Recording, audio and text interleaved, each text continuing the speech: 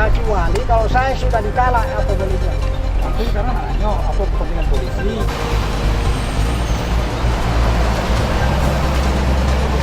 Ya 2016 untuk Pak Lacino yang sekarang tempatnya di sini boleh bahwa mereka klaim punya sertifikat, tetapi tidak tahu di mana lokasi tanah sertifikat tersebut.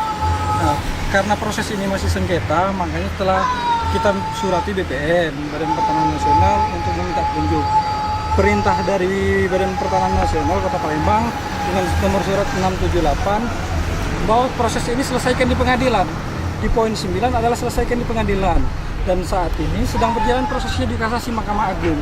Tetapi entah mengapa sepertinya aparat penegak hukum kepolisian juga memaksakan kehendak untuk mengukur ulang. Nah, ini ada apa kita juga nggak tahu.